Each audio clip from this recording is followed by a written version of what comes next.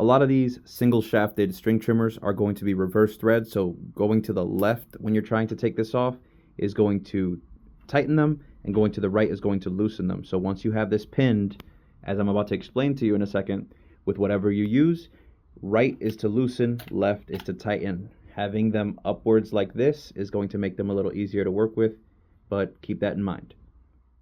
We got the Brushless Whisper Ryobi string trimmer. Now somebody asked, what do you do if you want to get a better grip on this, but you want to take the head off in order to do the video that I made not too long ago for that permanent fix? If you look around the head, you'll see this little insert right here from the head of the tool where the motor sits.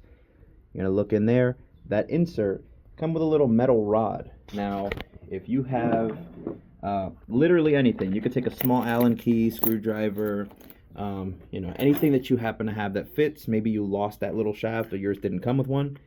You can put it in here, and then you're going to spin until, try to kind of doing this with one hand here, you're going to spin with the tool in there until it falls into place. There's an extra hole that you have to line up. Let me just get the light on for you.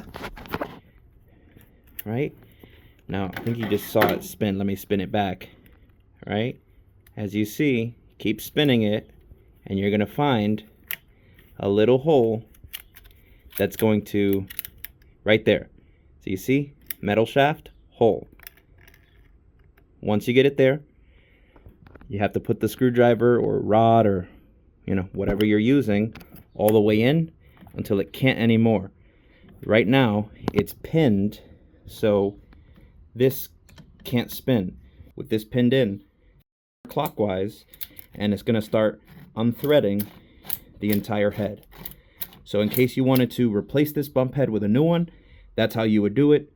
And for those who are doing my permanent solution about how to make these easier to open, if you feel that it's easier to do this with the head disconnected, then you can also do that too. It's all up on you, right?